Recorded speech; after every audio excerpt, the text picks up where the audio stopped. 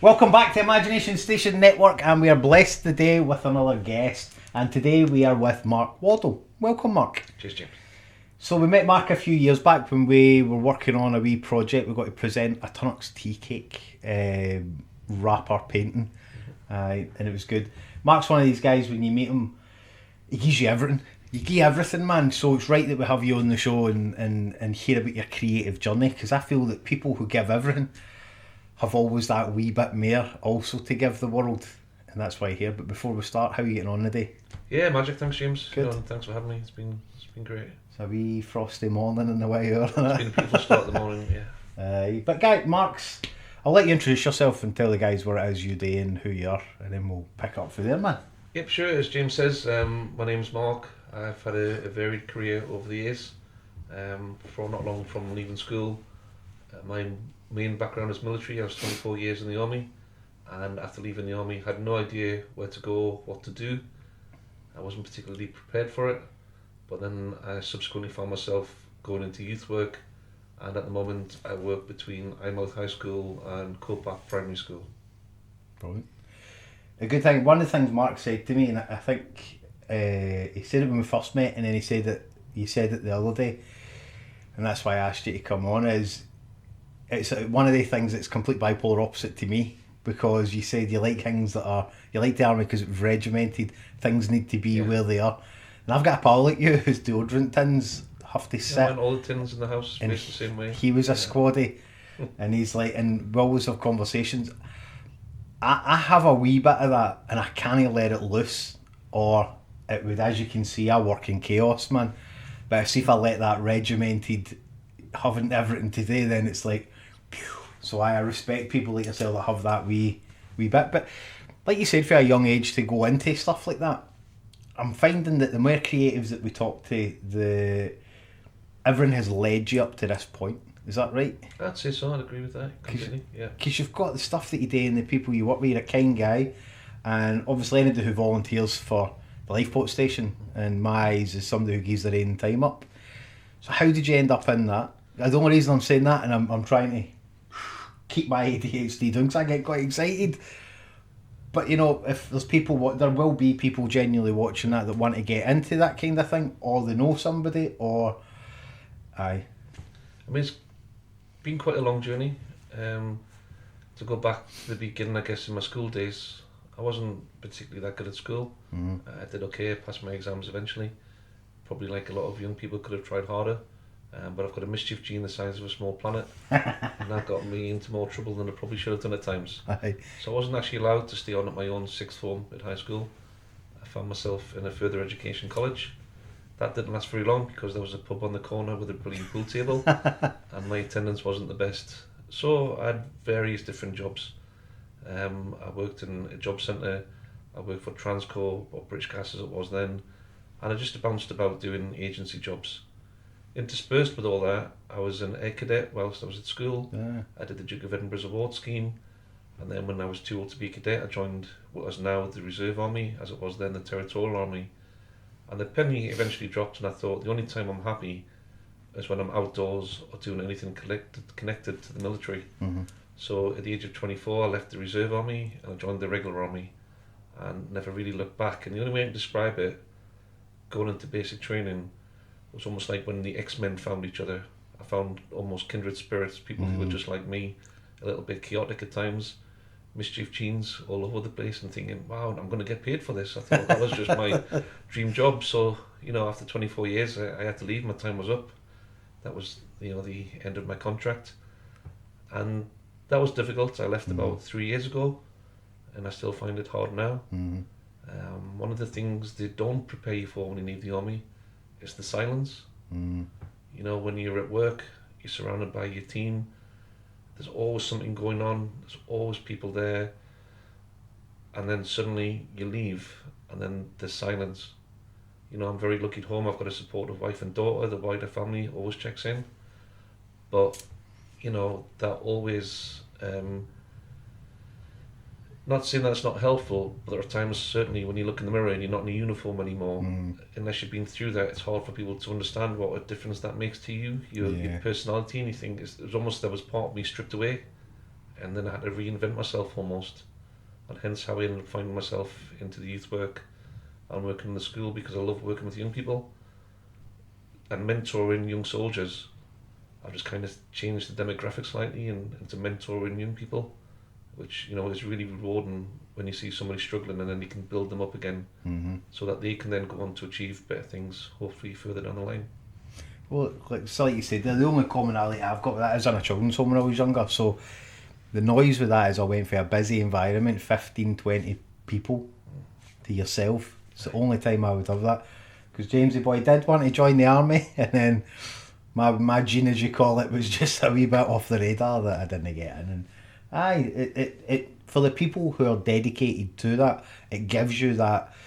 I'm always talking about that empty void, like a partner will not fill it, friends won't fill it, and when you find it and you know you've got it, so it sounds like you've had it and then it's been taken away through no fault of your own. You've just had to, you've came at the end of your service, exactly, so you have to. So man, I don't know what that would feel like, but the thing that you filled it with is, it sounds as if I'm just going back over it, but when I meet somebody like yourself who's kind and gives knowledge away for free, it's like, it's important we hear these things. You know full well that the youth of today are the adults, like, loosely use me, and you of tomorrow. And that's what it is, man. That's the whole idea, is like, I think people get lost in the we're here to procreate and die as such, and other things, man, but they miss the middle bit, the living part. The part where you've got to come out to the world and do these things. And if there wasn't Marks out there doing it and coming on shows like this, who is going to do it? And sometimes, like with jobs like that, you feel you can't do enough. No, absolutely. And through my career, I've seen humanity at its worst, but I've also seen humanity at its best as well. And I've worked with some remarkable people. Leadership is not the black art I think some people make it out to be. I think it was St. Augustine that wrote that the whole world is a book, but if you don't travel, you've only read one page. And that's always stuck in my mind ever since being, a youngin at school. And I think travel is essential. It's one of the greatest parts of learning. Yeah. We have a tendency sometimes to stay in our own towns, be a little bit insular, but there's a big world out there, and I really would encourage people just to get amongst it. You're right. I like that saying. You told me that last week, and it's like, people don't know what they don't know, but they're putting a lot of trust into, like this video, for instance, when it goes onto the internet. You can see the other bits run a bit because you're visited here, but other people don't. Yeah. So they just see us sitting on a couch talking, and it's the same principle. Take it for a guy who doesn't go out at night. You don't really see me about unless I'm drinking tea and I'm with somebody. So I totally get that, and that's one of the wee sayings that will live with me forever, and I hope somebody goes and Googles it and finds out what that is. And that's what it is. You're imparting that knowledge again on people. There isn't a lot of people. That's terrible because the world is big. There's a lot of people that do it. But when you come from a background like mine, and I've only got my experience, then you're going to say stuff like that because there isn't an awful lot of people. What I mean is the creative part of the journey, and to share the knowledge away and add it into a job. No, everybody can do that. I've only just started to discover that it's a certain tribe of people who everything they've done can be mashed up and put in to knowledge for people. No, a lot of people can do that. Now, I apologise a tiny wee bit to all you teachers out there, all the good ones that are doing what you're doing, man. Big respect for yous. But the ones that are, if you watch podcast number 2, the guy Mike that says they're churning out sausages, 2x4s the same, and I don't fit in that box. So when we meet somebody like yourself who isn't churning out the sausages, you're churning out people and giving them the time and the conversation we had down the stairs. That's why people like you are important in the world. And it's important that people like me, who have a platform to do stuff like this, we showcase it. We also we met another guy who's a lot like you, and he liked to tell stories, and he's passed now, man, but that guy lifted us up in a time when people wouldn't know either. And I've spoke to Jack about it as well, man, and it's like, and only you two know about that wee book that I wrote. That's what my gift is to be able to go away and and do stuff with the knowledge that you guys gave me, and we went away and I said to Jan, it's like, if it wasn't for that wee bit of knowledge, I don't think that we would be doing what we do. And that's it. You don't ask for anything in return. I also found out he doesn't drink tea, by the way. Is there anybody else out there like that? I was like, do you want a tea? No. Do you want a coffee? No. I was like, it's a bit early, but do you drink beer? He says, aye. And I said, there you go then. Yeah, I haven't reached that part of adulthood yet where I drink tea or coffee. Same with olives. My wife and daughter like love olives, man? but I haven't reached that level. That's adult food. That's Oh, not olives my are food just yet. See, this is how random this imagination station is, man. But when you turn it back on food, I'm like, that's me, I'm there. But back to where we met, the St Abbs Lifeboat Station was... I didn't know an awful lot about it until one of your guys came along to the Multiply project and had came along to collect... Not to collect it, to see what we were doing, because we'd reached out.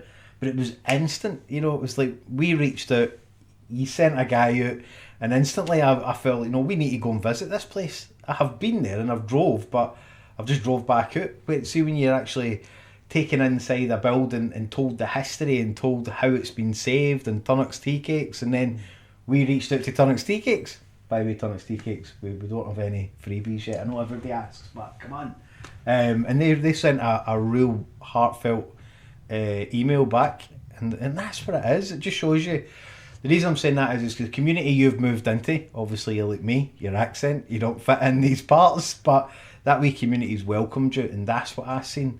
That's what I seen when we came to visit. That everybody came and you put the message out that we were there, and everybody coming. And I'm like, man, that's how I want my team and people. No, because it isn't about, oh, look at me, look at Mark. It's about people coming and actually showing that there's people out there who give I try not to swear on podcasts now, but actually give a fuck.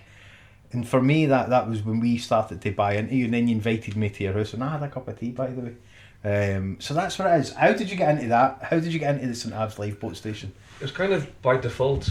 Right. Fabi, my wife, she tirelessly followed me around the country, often to places where she didn't really want to be. Mm-hmm. Then I would disappear on months on end and leave her behind something she didn't want. Leave her somewhere where she didn't particularly want to be in the first place. So we finally settled down, and just fortuitously we discovered St Abbs. Mm-hmm. On the same day, Fabi and I were in different parts of the country at the time, but we both saw this one house on the internet. Wow. I wouldn't go as far as to say it was destiny, but that is a huge part of it. Yeah. So approximately 10 years ago, we found ourselves in St Abbs. I do a lot of everything on gut feeling. I just stood there and thought, yeah, could live here, no bother. Mm-hmm. Fabi's the brains behind the operation. She was the one with love all the Fabi. questions. And probably about 2 hours later, from viewing this house, we finally got to the bottom of Fabi's list of questions. And, that was the end of that. And we were lucky enough to purchase that house.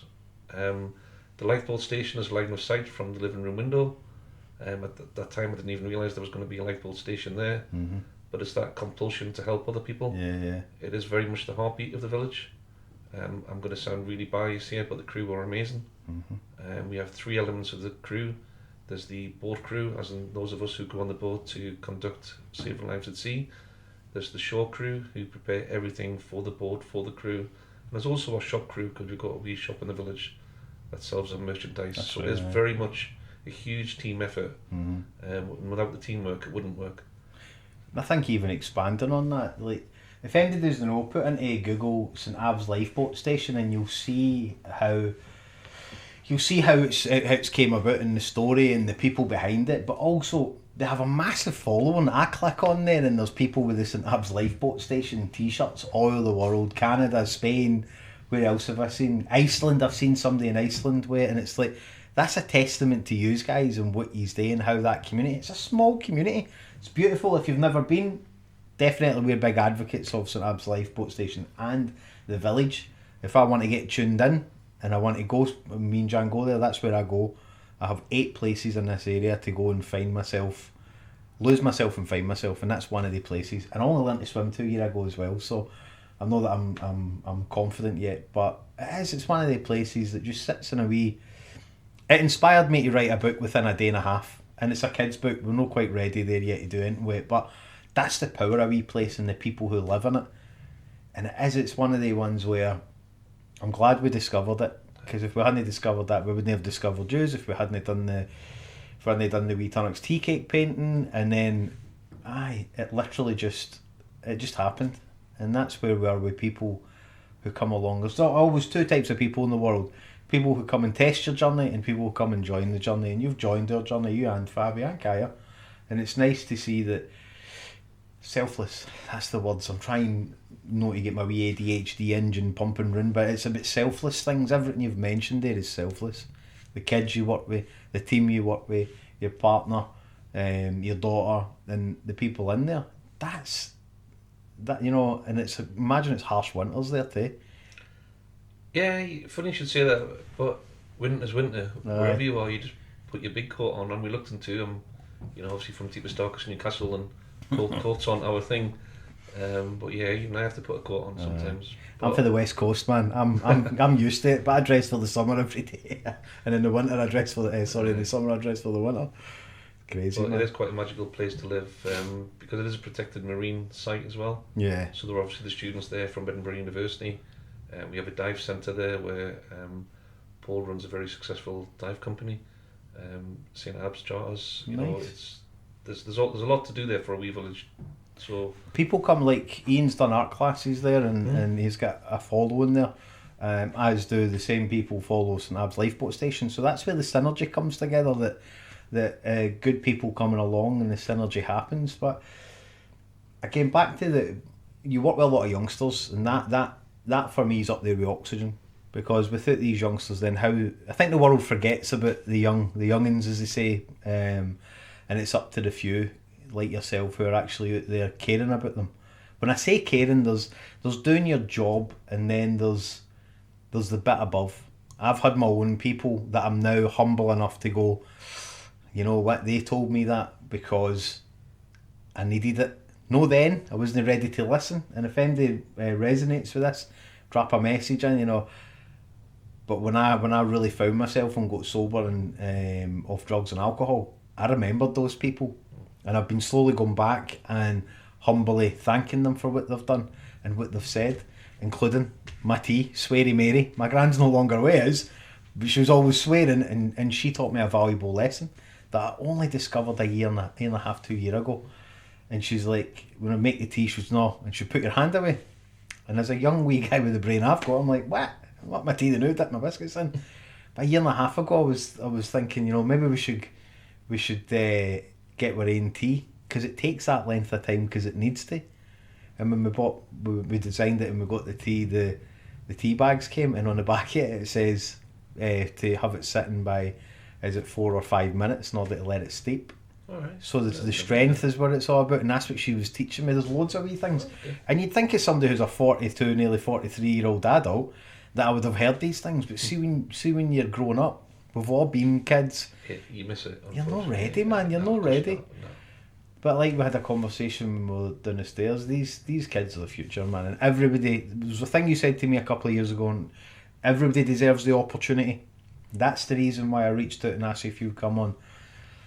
Can you expand on that? I mean, I'm autistic, so I remember when people we were talking in your living room, and and everybody deserves the opportunity. We were talking about a couple of things we do, because we've got synergy when we were at Eyemouth High School, and everybody does deserve the opportunity. No, absolutely, because a lot of the time, if the young people are in a state of distress, it's something that's blindsided them. It's something that they've not woke up that morning and went, right, today I'm going to mess things up. Mm-hmm.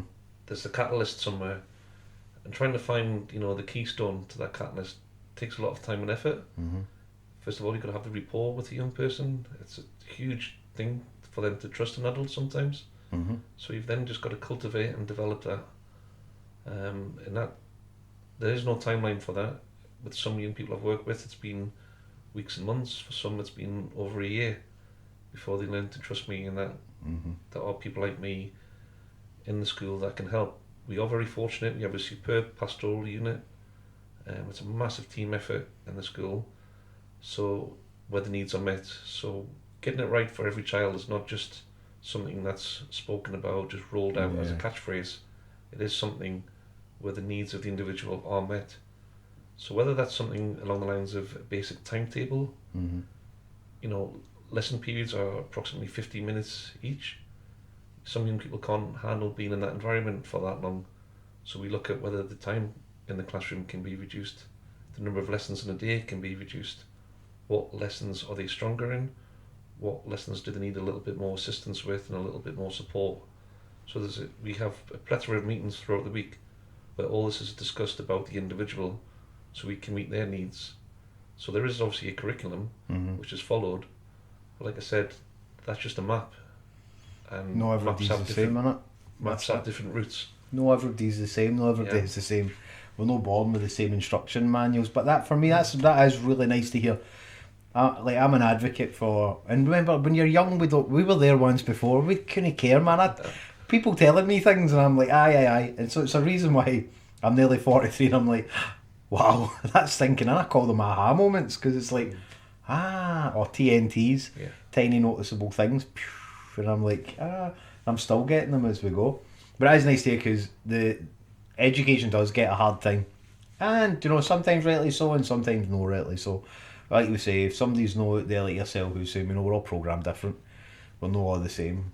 Somebody's learn a wee bit quicker, slower, different, but when we've got advocates like yourself for that, that's important, man. That's important. Is there anything else you're up to that you can tell us? That Wow, not a lot, apart from, watching my beloved Newcastle. Oh, I football fan, aren't you? Still a season ticket holder, and as a young'un, like you said before there, as long as I had a football or a rugby ball when I was a young'un, life was complete. Didn't have a care in the world, didn't understand what was happening elsewhere, and even now I still sometimes struggle when you meet people that don't like football or rugby. I think, what do you do weekends? What do you talk about when you're in the pub? Unless you meet somebody who's autistic and ADHD, and you hit their point of what they're doing, and they'll just go off on a tangent. I was never one for kicking a ball about, but I did, but I didn't. But there is, I hear folk all the time who'll say, but you're only watching football. But see, if you've been brought up, it's the passion. Yeah. See, when I always say it in all the podcasts, I'm like, when passion doesn't meet privilege, that's when you get a real sense of strongness in this planet. I find that if you're no, and I'm not shooting anybody down, if you're not born with it and you're working your life through it as, and it's the same as football, your team, your passion, you're in about it. Like how many people who are passionate about their own individual team as such, or whatever they're doing. Yeah, I mean, it's tribal. Tribal. We get too caught up in other people's stuff, is what I'm trying to say, don't we? And it's a leveler as well, so it doesn't matter, even your skill set, it doesn't matter how good at football or rugby you are, it's still building the foundations for teamwork and resilience that are useful for you in later life. Only as good as your team. And the only time that the Scottish and English come together is when you're in Spain. It's like, we're on holiday, it doesn't matter what football team you are. And then you never hear from them again when you go back. I'll phone you, I'll text you, aye, no bother. Always made me laugh that when you went abroad and everybody's like, it's alright, and you're like, hey, that war was hundreds of thousands of years ago, calm yourself down, man. Yeah. But it's nice to have you here, Matt. You've seen what we've built. You knew us before we had this building, so it's nice that we get to invite you back and show you what's coming and what's to happen. If there was anywhere you could be on this planet right now, apart from your house and all the other stuff, watching football, where would you be?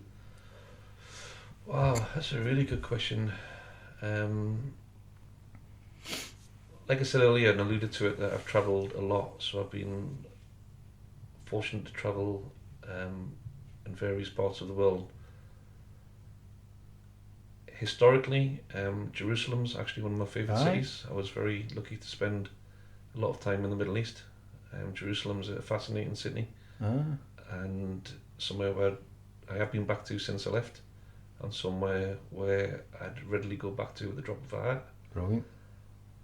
And leisurely, probably somewhere like Thailand. I love Thai hustle food. And bustle, but and then you can just drift off to the beach. Yeah. And then just sit there. I'm not a big fan of flying. I always like to ask people that question, because I like to know, like, even though I don't like flying, I like to hear about places and how people who are passionate like yourself, I knew you would deliver it the way you did. Have you been to Sukchai around the corner? No. Get yourself there, man. I'm going to send you a video. She's done an authentic Thai dance while I was eating my lunch, man, and ball of energy. We're big advocates. We food reviewed there. You and Fabian, Kaya should go one day. It's really good. It's just round the corner. All right. And it's very affordable. Look at me plugging, man. I plug it. That place is great. Because we're new to this area, we've been going around and doing food reviews, and the food's good, man. Yeah, I don't know Kelso at all. I mean, Kelso's from great. you have not visited anyone here. I've never. Just that again, rich in history. It's rich in a place where, it's old, man. I like old when new. That's what it is. So, if there was anybody to plug for St Abbs Lifeboat Station, what have you got on? Have you got anything fundraisers or? Not at the moment, to be brutally honest. We're coming to the end of the season. Obviously, it's the North Sea. It's a wee bit chilly in the summer, let alone the winter. So the water sports and the diving is all starting to die off now. So the footfall is not what it was. Right. Winters can be quiet at sea, but we still get a lot of visitors who are just generally coming to have a bit of a meander. Because it's free parking then. And recently we had a major supermarket chain come and video their forthcoming Christmas advert. Brilliant, man. In the past we've had Robson Green comes quite a lot. The walking type I've seen programs. him with the painting. Done the painting. Yeah, he's donated painting. it. Aye. We have a lot of support in the local area, and that attracts the likes of Kate Humble's been when they do like the Walking Through Britain type programs. Harry Styles has been to shoot a music video. That. So for a wee village, it's got a big heart and there's a lot going on. It does, man. It's a village with a big city mentality. Aye. Like everybody comes together. It's hard to explain. I've never seen a wee village like that. Like that day we sat out and I got sunburn, and everybody knows I hate sunburn, but the stories were just flowing. Aye. The stories were just coming, and it was just like I could have sat there all day, and I would just sit, and that's for me is important because that's like the proverbial fire.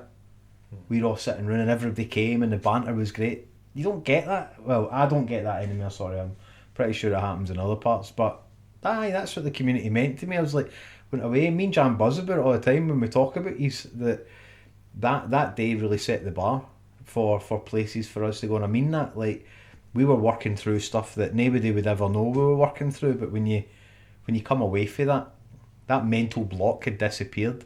I don't admit to a lot of times, like, I'm always able to paint, but see when I'm doing something that, what am I trying to say? No matter what I had in my diary that day, I moved it all. Picture this, me just coming in my desk and set about my wee book, and I sent you the next day, and I was like, what do you think of that then? And that's, he's just tapped into that nerve of happiness and goodness, and there's not an awful lot of that in my wee life because of whatever it is I've got. So anyway, what am I trying to say? It's a great wee village. Go and visit St Abbs. There was something else I was going to plug because I'd seen it. I'll put it in the message below if I can remember. But St Abbs is a good wee place, and Mark's there, and I'm sure he'd be happy to give you a wee tour if you email in. And it's a fascinating place. We went and done a wee bit of filming, and I forgot that when the boat goes down at Disney Launch, and I was like, quick, try and get the camera.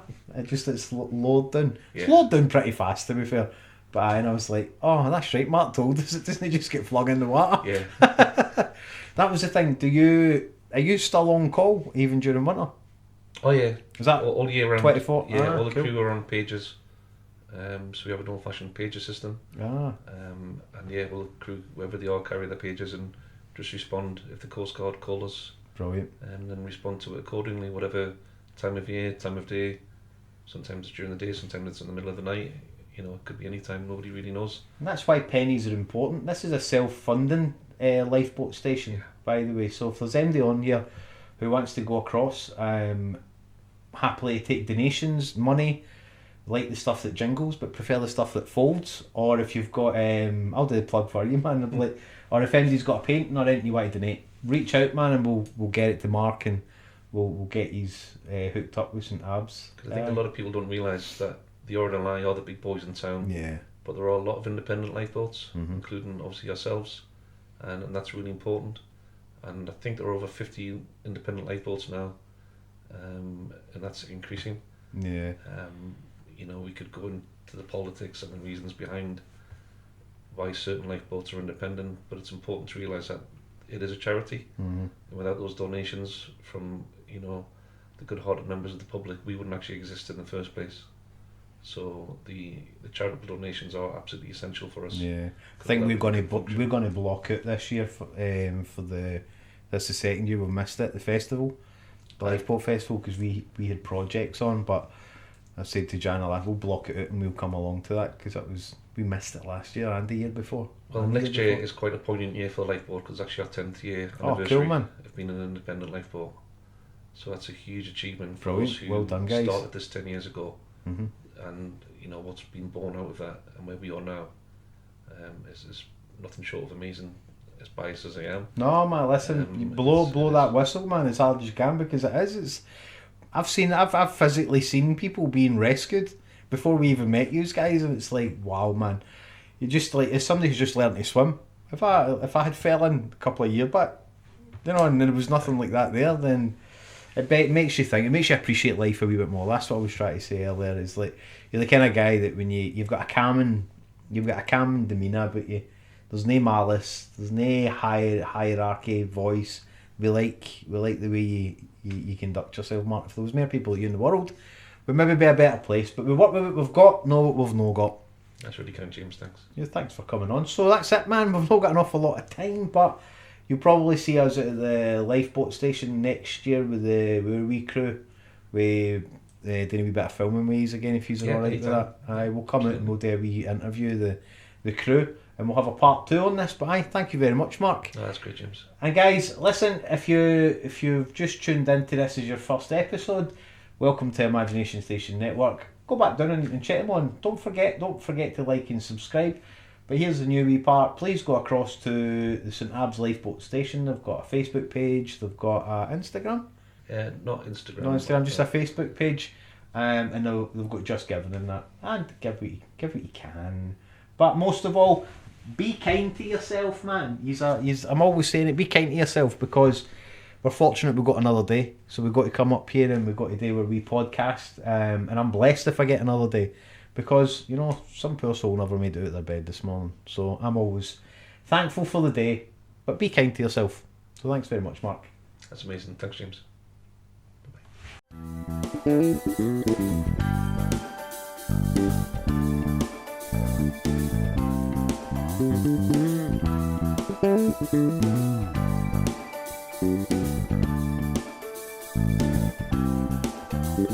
Bye-bye.